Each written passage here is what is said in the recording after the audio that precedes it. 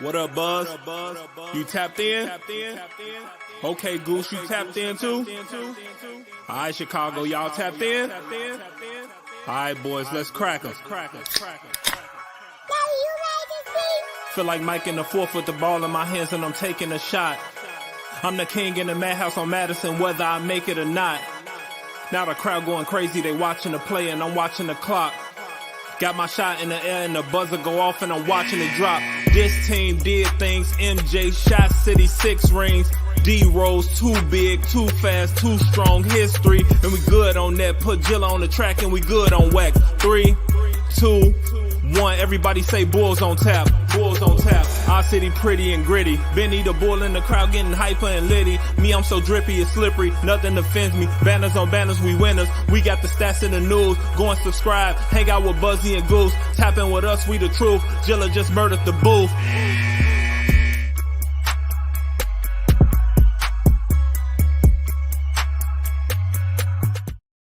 Ladies and gentlemen, welcome to Bulls on Tap. Man, it's been a long time since I got to say that, and it feels very good. Welcome to Bulls on Tap. I'm your boy Buzz. I'm joined by my dude Goose, as always, my dude Goose. And tonight, Berk, Berk 96 is in the building, and we're here to break down the Dalen Terry pick that our Taurus Carter Chauvis and Mark Eversley just picked. Before we do that, be sure to go on OnTapSportsNet.com for all your Chicago sports literature and podcasting needs. Following us on Twitter at BullsOnTap, at OnTapSportsNet. Following Goose at BullsScripted. Follow me at BuzzOnTap. Follow Berk at ChyBerk96. Anywhere you can listen to podcasts, you can listen to us, 5-star rating and review, because that's cool and tough. If you're a betting person, go to BetRivers.com, use promo code OnTap.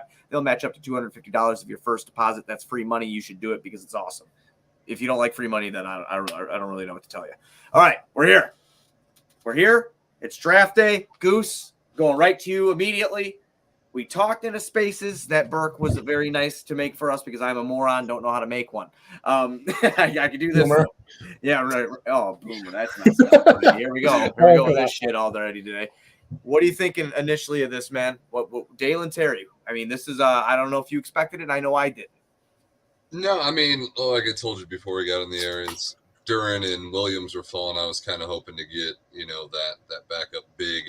But apparently they didn't feel that Kessler was that guy, and they decided to go Dalen Terry here, which, and watching some of the film and looking at the numbers, kind of your just typical, not really 3-and-D wing at this point, but a project to be that. Essentially, in my mind, just taking Troy Brown Jr.'s spot, which in hindsight, that move kind of hurts because Daniel Gafford has looked a lot better than Troy Brown did for us. So, I mean, I guess it's still a possibility that Troy comes back on a cheap, 1 or 2 year prove it deal kind of thing. But from my standpoint, that seems to be the replacement that we got here. I don't know that it really impacts Io or Kobe very much because neither of them are 6'7" with a 7-foot wingspan. So, definitely a different category that he fits in. I don't know that we see him play this year. Definitely has a hitch in his jump shot. It's kind of ugly. But his passing ability was definitely impressive. A good connector, somebody that, will help kind of link this team together in ways that maybe we didn't have last year. So we'll see how it plays out. Not too high, not too low on it. Just got to see how it plays out. Sorry, you feel in the middle. So I was going to ask you, are you happy? Are you sad about the pick? But you're just in the middle. Yeah, I mean, I'm more so disappointed that Duran or Williams didn't continue to follow us, but by no means am I disappointed in the selection of Dalen here. I just, we got to see how it plays out. A questionable shot is really the only concern with the kid. Other than that, he seems to have a great attitude, and defensively, he'll be solid as well. Berk? Yeah, I'm with you guys there. I'm kind of in the middle on this. It's nice to see the Bulls and Acme sticking with the theme of versatility and sticking with the theme. We never really got that with guard packs. It's just it's like Goose said, he's probably going to be on the bench a lot this year. He's he does have a big weakness, which is a 3-point shooting 36% from 3, but he's got upside on the defensive end, and it's just going to take some time.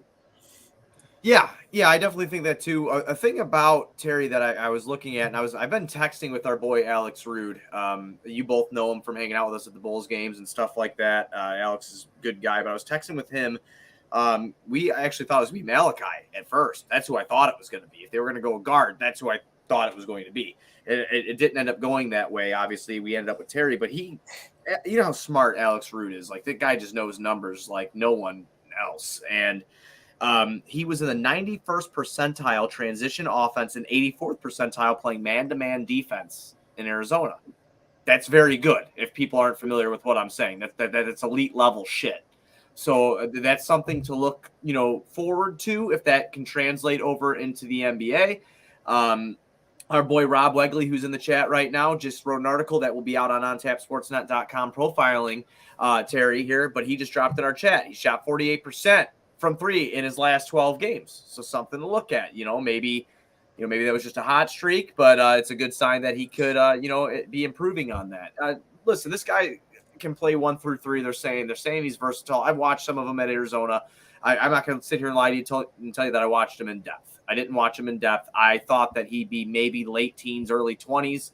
I didn't think the Bulls, were going to go that route because I had myself, like I was telling Goose before you got here, Berk, I was convinced that they were going to take somebody big. I thought a big guy was going to happen. That's why I focused so much on the draft profiles that we did over on Tap. I focused so much on big guys, and it just didn't turn out that way. As much as I can't stand Perk, I did like what Perk said today about Terry, that he is a good cutter. He knows where to be, and playing with a guy like Lonzo Ball will be probably beneficial to him when he does see playing time. So that's something to look forward to. Goose, I want to kind of get into, we talked a little bit about Terry here. I do want to talk about what happened within the division tonight, though. Detroit got a lot better, and I'm pretty scared. Cleveland had a good pick too. But what do you think about Jaden Ivey and Jalen Duren going over to Detroit? No, very interesting to see that play out. From reports, the Knicks were pretty hungry to try to get Ivey themselves. Even after he was selected by Detroit, they stayed pretty active in trying to get their hands on Ivey as well. A lot of teams. I mean, the Thunder obviously not in our conference, so not too much to worry about unless you actually plan on making it to the championship. But there's a lot of young teams that are getting better. And the Bulls didn't get a big swing that really moved anything forward or back. I'm sure we'll get into whether or not they should have tried seeking out a veteran or trying to trade for a veteran with this pick. And obviously the night's still not over. Who knows what the hell could happen here. But it's just, I don't know. I feel like you're underwhelmed a little bit. I'm very underwhelmed. It's okay, in the sense that I mean, we heard continuity and we got continuity. I think what we all need to learn is to take AK at his word. I swear to God, it feels like that. Am I wrong? Same deal. If you hear someone's name in the news associated with the Bulls, not going to happen. It's some name that we've never heard of. Well, and I'm okay with the fact. I definitely I was a little disappointed to see Eason go ahead to the Hawks because he was another guy that I thought fit that 3-4 role.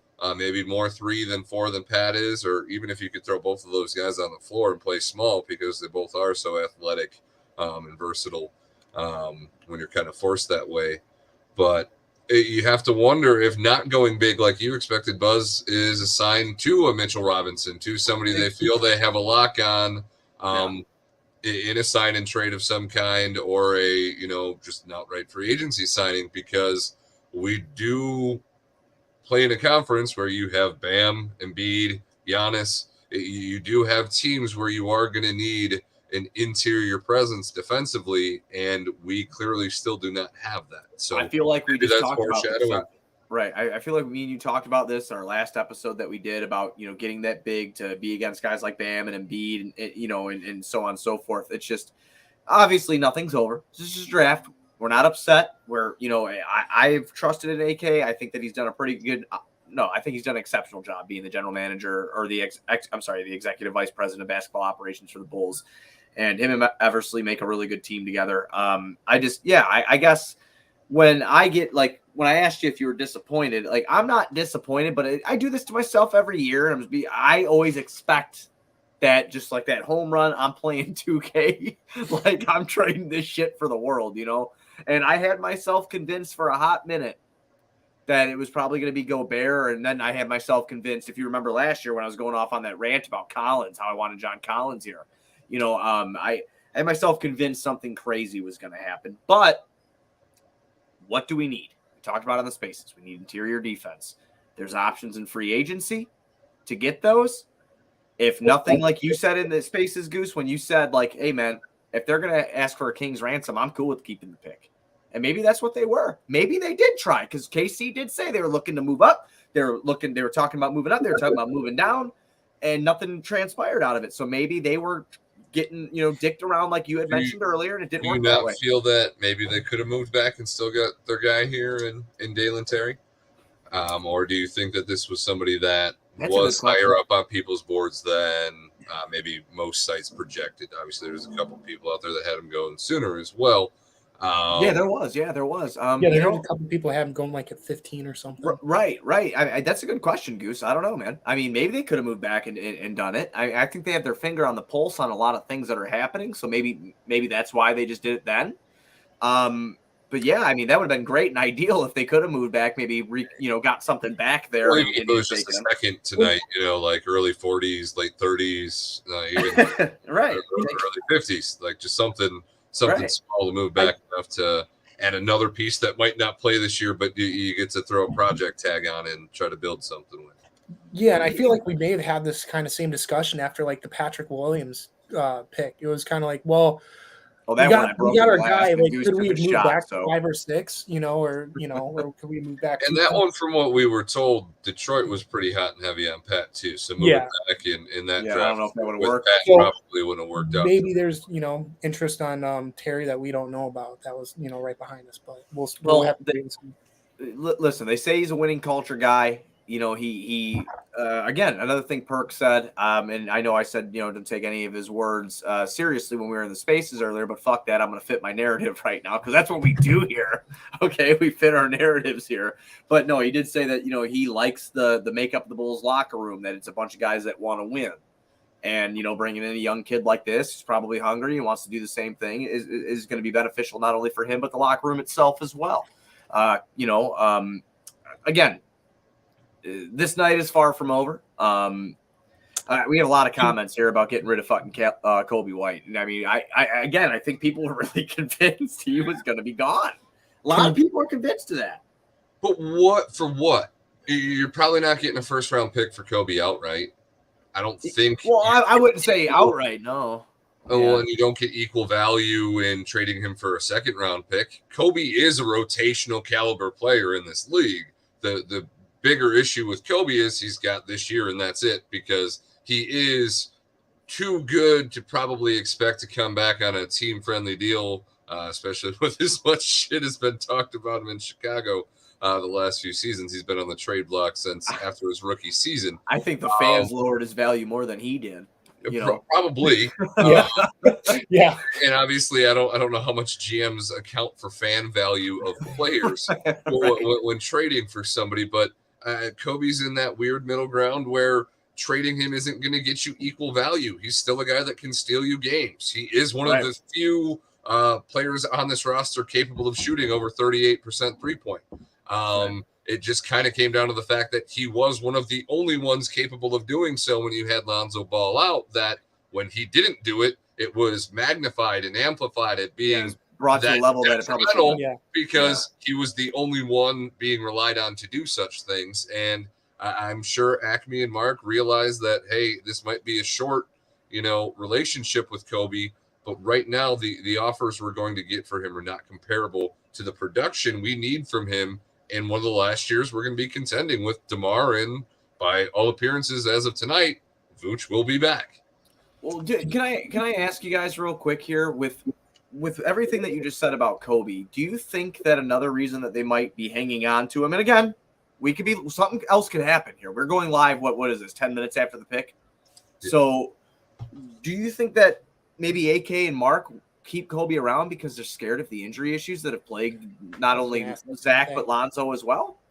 Yeah, but I think we also saw in a sense that Kobe and Io play very well together. If you got Lonzo and Zach 1-2, and then, Io and Kobe behind them, Yeah, the playmaking that Io displayed did well with Kobe in his scoring Because prowess. I do think in terms of guard depth, you're going to rely more on Io, like we saw in the previous season, to be your facilitator than you are Kobe. But them being so different allows you to keep both of them, even if you're inevitably going to have to make a decision in their contract year of which one you can actually pay. Although maybe we take the Warriors route. Maybe we just pay everybody that we draft. And then, Jerry pays a whole bunch of money for a team that isn't the Warriors. As long as I get championships, I don't give a fuck.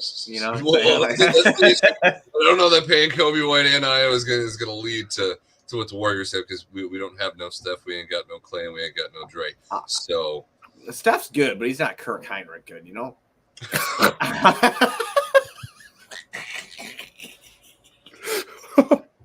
Did you miss me, man?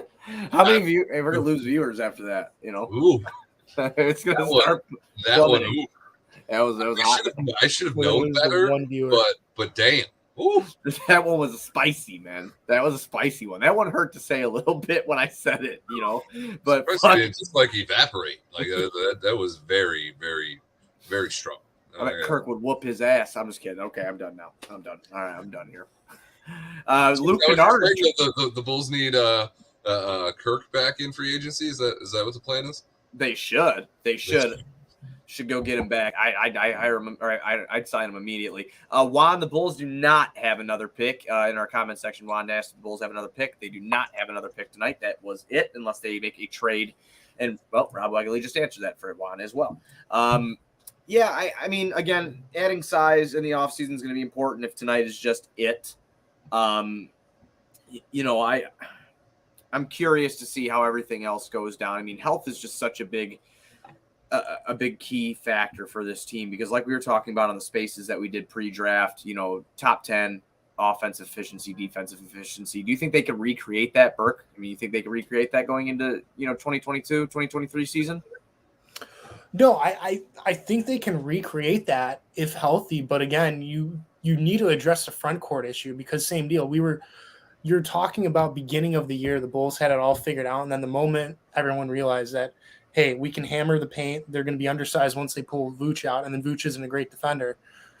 You're a one-trick pony, and there was no – that's all teams did against us. So you're going to have to address that if you want a shot to – crack the top 10 again on defense. I think offensively we don't really have to worry as much, because I think you can see everything's going to mix. You're going to see Io mature more. I like to think if Kobe's still around, you're going to hope that he's going to be more consistent more. And then both of those guys know that they're competing against each other for a spot, and hopefully iron sharpens iron here. And that's what you're going to get out of them if they're both there. And maybe that's what the Bulls are kind of leaning into with keeping Kobe if the trade isn't, if the trade value isn't right. Because Goose was saying, you don't know around the league. He may not even be worth, he's 1 year left on his deal. He may not be worth anything near what the Bulls want for him. So that's a good point. No, that's a good point. I mean, I'm just kind of like looking at the layout of everything. Javonte Green's coming back, obviously, right? So we have Io DeSumo. TBJ barely fucking played anyway, so Terry could be the replacement for him. I am looking up and down outside of three rotational guards or whatever you want to call it if you want to go small, but you have Zach, DeMar, and Kobe, right? I wouldn't call any of those guys world-beating defenders, right?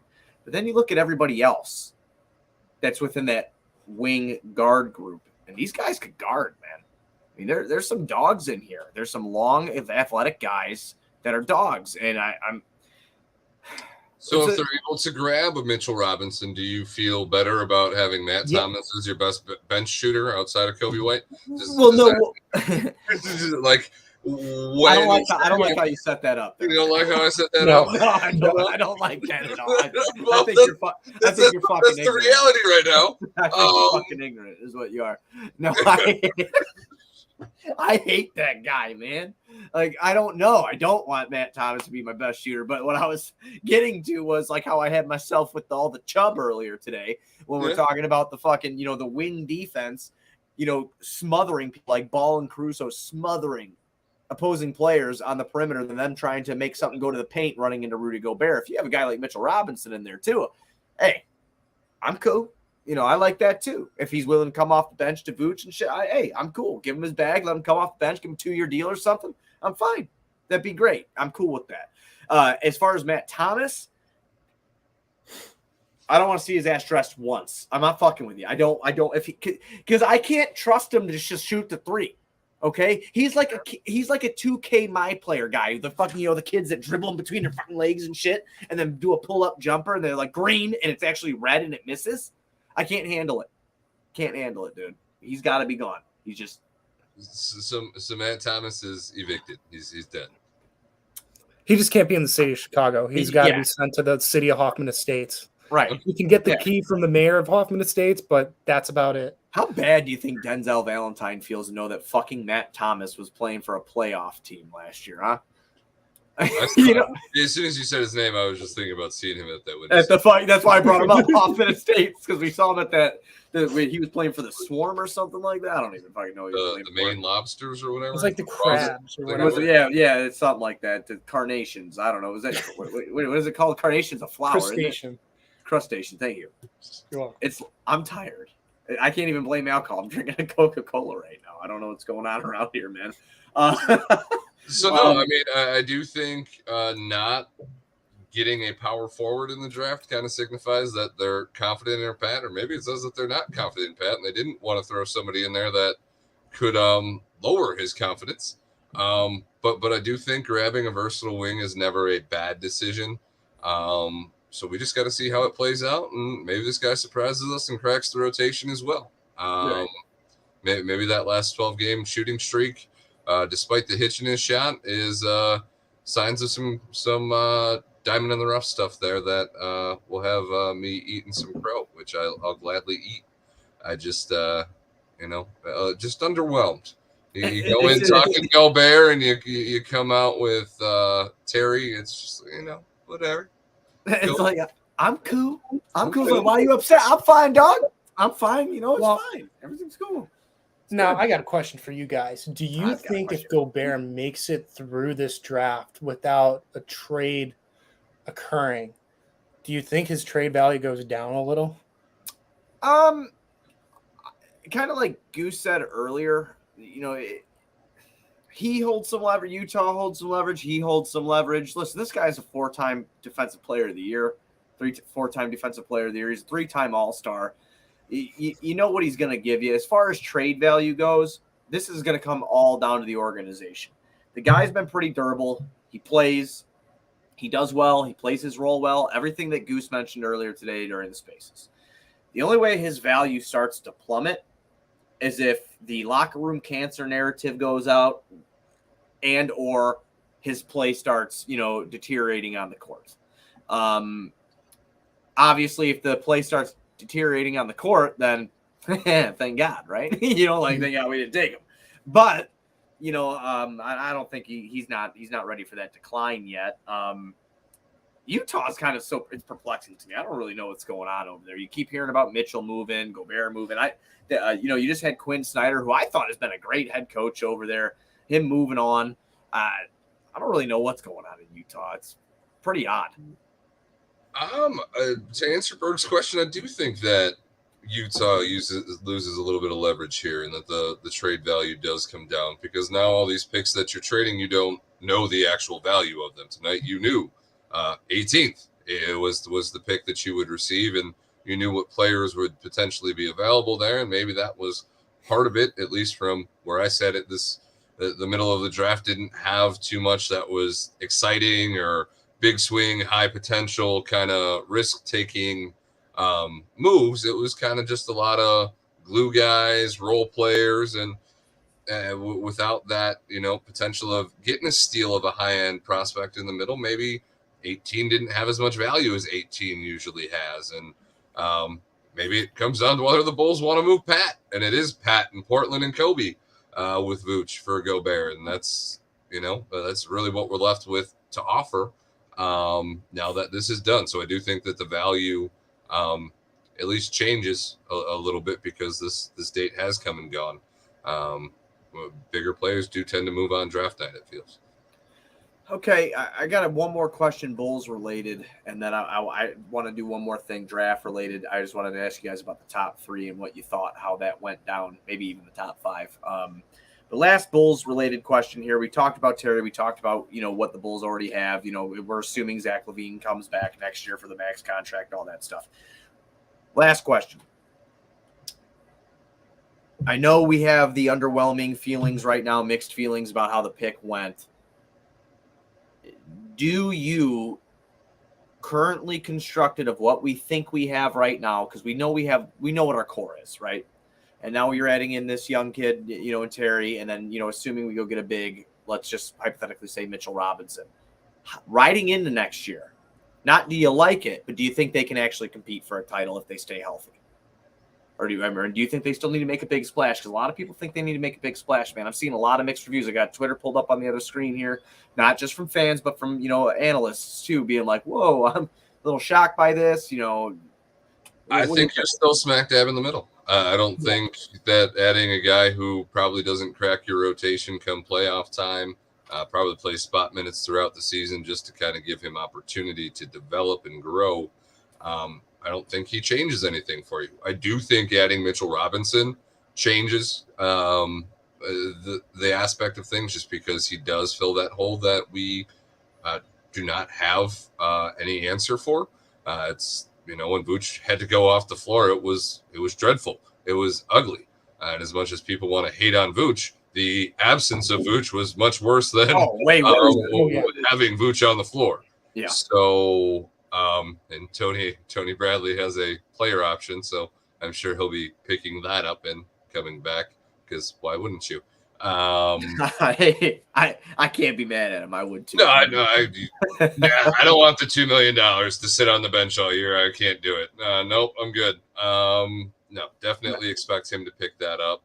So I do think a Mitchell Robinson changes things, and it allows this team, if healthy, to maybe re-reach that ceiling. But at the same time, you have to think that some of what we saw last year was the excitement of something new and the honeymoon phase of this roster construction. And if you ride back in with the same exact thing, kind of knowing or feeling that you're ultimately outgunned, you might not be able to ride the same high that you were able to catch last season.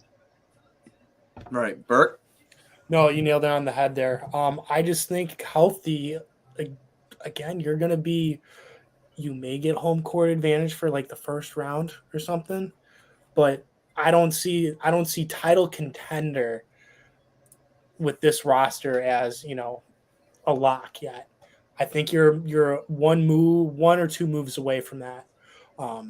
Again, I think we've hit the big kind of hard, and I think you got to get something to back up Lonzo Ball or a 3-point shooter along with that, and then I think you can claim yourselves as a title contender. So I think Goose is right. The honeymoon phase is kind of wearing off. We are what we are, and it's going to have to take a move to do something. Right. I see what you guys are saying. Fuck you both. We're winning the championship next year. All right, cool. No, let's move on. I'm just kidding. I'm just kidding. I'm joking. Again, underwhelmed. I'm not mad. Not upset. I'm excited. New blood's always fun to watch a new prospect come onto your team, no matter what. We've said that for years when we sucked, because that's all we could really live off of. So I remember where I came from. Okay, I remember how bad it was. I remember where I came from. So we'll see how it all works out. Last thing, Goose, I'll ask you first. The top 5. Were you surprised how that went down? I was a little surprised. I know, you do watch college, prospects and stuff like that. The reason I'm asking is because I did not see it going that way. I really didn't. No, the only person that I really saw writing about Paolo going first was Ricky O'Donnell, and he was on that pretty early. I believe a couple weeks, maybe even a couple months before the draft. I had seen him kind of referencing his playmaking ability and just the overall game that he had. So going into it, once it happened, I wasn't really all that shocked, just because you had seen the notion of it out there. What surprised me the most would probably have been Jabari Smith falling to 3rd. Dude, Houston, John Wall gonna play now. If he doesn't, then I mean, seriously, come on, dude. Jalen Green, Jabari Smith, Kevin Porter. Fuck, man, that's fun. No, you've got a lot of young talent there. I guess it shouldn't surprise you in terms of fit, because the way that things fell, I think the Rockets got the best fit for themselves. I think OKC, I don't know what they're doing with all these tall string bean guys because now they're going to have Poku and Chet. And then they grabbed the French guy. I can't think of his name off the top of my head. Just stop, dude. Yang. We'll just leave it at It's Jang. Yeah, like Gorgie Dang, but it's not Gorgie. You know, it's another guy. So they grabbed Jang, right? The French guy, and he's another string bean guy, and it's kind of just like, man, are you guys just trying to build the European string bean team over there? What's going on? Euros are tough, man. No, they are, but it's just I'm trying to see the vision over there in OKC because you traded multiple firsts. Apparently, I didn't get the full stipulations to the Knicks, but Bosch said multiple firsts. Like, why are you stacking so many guys in each draft that are all like kind of? I don't. Maybe they're just having inner competition because they have so many fucking picks. So they'd be like, all right, well, we're gonna give this like a 6-year window, 5-year window. No, they're just looking around the table and going, all right, you get one, we're gonna trade up for another one, you get one, and then I'm gonna get one. They're like fucking Oprah. And then you get one, and then we're done for the night because we got 7 picks for next year, and we got to start planning for that. Like I don't know what OKC's doing. It's kind of confused me. But in terms of the top 5, no, I was pretty shocked. Ivy going 5th, I think, was the one that blew me away. I knew the top 3, didn't know what order they'd be in. If the Kings drafted another guard, I was going to cry for their fans. Best available. No, this is probably going to bite him in the ass. I think it is because I think Jaden Ivey was arguably a top 3 talent.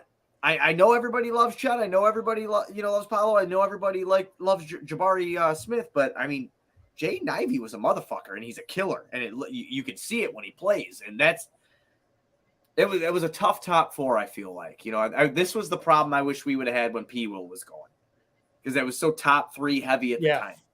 But this time I feel like 4th is always just the worst spot. You're probably not wrong. Yeah, I mean, Sacramento will find a way to fuck it up anyway. But right, yeah. I mean, it's Sacramento, but it always feels like 1 through 3 you have a pretty clear cut and dry who it's going to be, and then 5th ends up getting lucky with the guy that 4 was like, oh no, too good of an athlete, too good of a scorer. I don't want nothing to do with Ivy. We've got too many guards.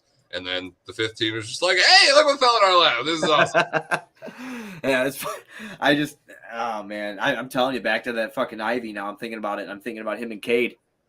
There's a lot of things brewing around the league that are scary for a Bulls team that is potentially in the middle and not going to be a true contender and going to be looking to rebuild around Zach and Pat in the next couple of years. I mean, we got Vooch for 1 more with a pending extension maybe, and you got DeMar for 2. And some of his tweets this offseason worried me a little bit.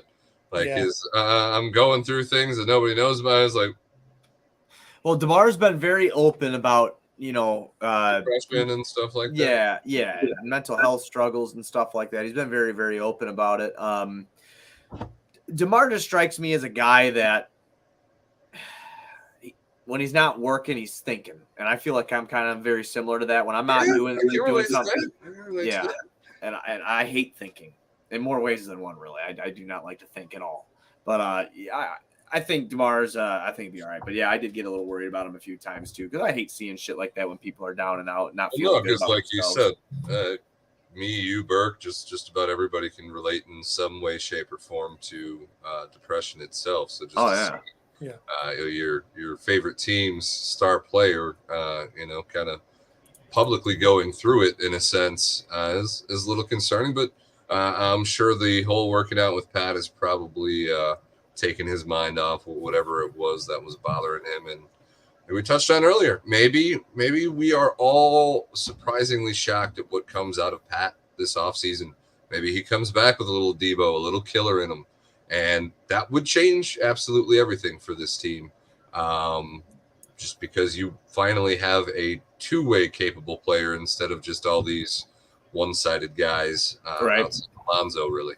Right. Absolutely. Well, I mean, it was fun to get back on the mic and do a Bulls on Tap. We do have Summer League basketball coming up in 2 weeks, and we will be there for that. Absolutely. I know a lot of people, don't really give a fuck about the Summer League, but guess what? On this show, we do. What was that? Said Io Summer League MVP. Oh, all day. Is he playing? Is he confirmed to play? I don't know. No, we're going to get coffee and undrafted free agency, so it's going to have to happen. Yeah, they said they both were open to it. Him and P. Will, I believe.